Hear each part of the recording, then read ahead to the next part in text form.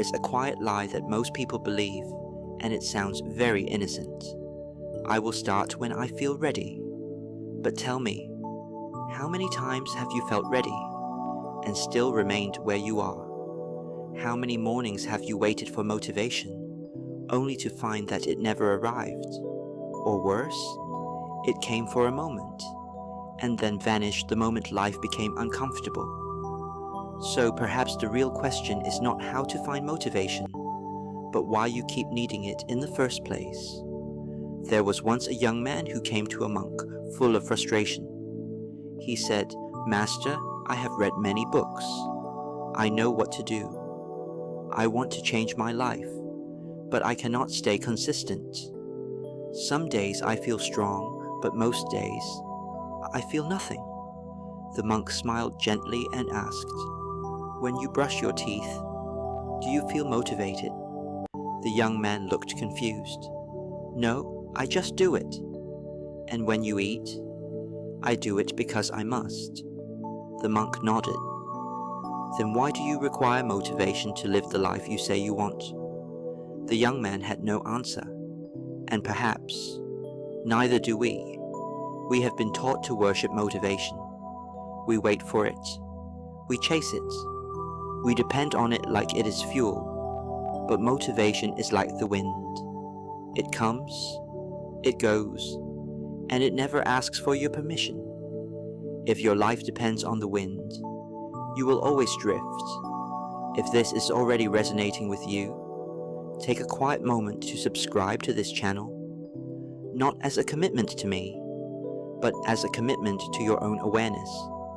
Because what we are uncovering here is not just a habit problem, it is a way of living. Modern life has trained you in a very subtle way. You are told to follow your feelings, to act when you feel inspired, to rest when you feel resistance, to stop when it feels hard. And so, without noticing, you begin to believe that discomfort is a sign you are on the wrong path. But what if the opposite is true? What if discomfort is not a warning, but an invitation? Look closely at your own life. The moments that shaped you, were they comfortable? Or were they filled with uncertainty, effort, even pain? Growth has never asked for your comfort. It has only asked for your presence. And yet, there is a deeper layer. Many people are not addicted to failure. They are addicted to feeling inspired. They wait for that emotional high, that moment where everything feels clear, where they imagine a new version of themselves, and in that moment, they feel alive. But when that feeling fades, they stop, so they return again, searching for the next wave of motivation, not to act, but to feel. This is why so many people know what to do, but do so little, because they are chasing a feeling, not building a life. Pause here for a moment, and ask yourself honestly, are you trying to change your life? Or are you trying to feel like someone who is changing? If this question unsettles you, good. Stay with it. And if you feel that quiet truth inside you, you can support this journey by liking the video, not for me, but as a small act of alignment with the person you are becoming. Now, let us go deeper. There are three paths people often confuse: motivation, discipline, and devotion. Motivation is emotional. It rises quickly and disappears just as fast. Discipline is structured. It allows you to act, even when you do not feel like it. But devotion is something else entirely. Devotion is identity. It is when you no longer ask, "Do I feel like doing this?" You simply say, "This is who I am." A devoted person does not negotiate with their actions. They do not wake up and debate whether to show up. They show up because not doing so would feel unnatural, like forgetting to breathe. And this is where true transformation begins. Not when you feel ready, but when you stop asking if you are. There is a quiet power in doing something without emotion, in waking up and acting without needing to feel inspired.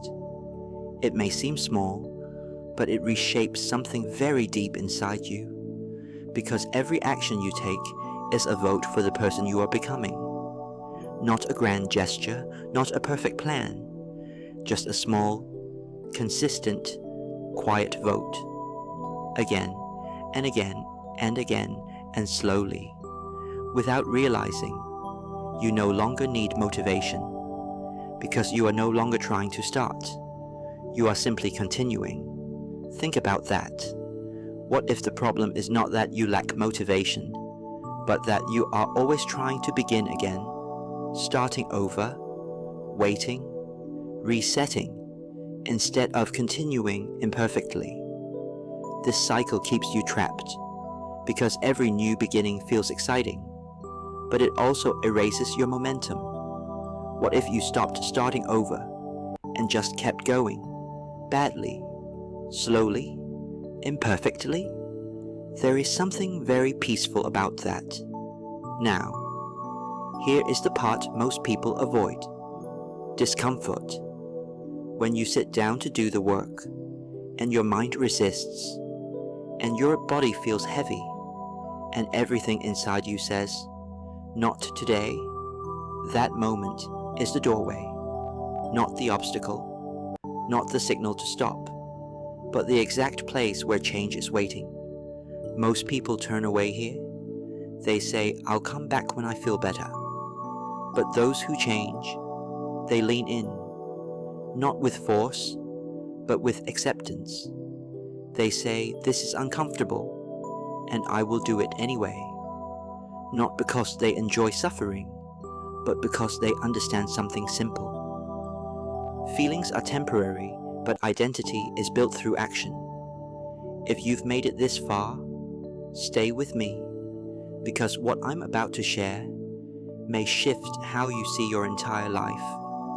And if you know someone who is stuck in this cycle, share this with them, quietly, without explanation.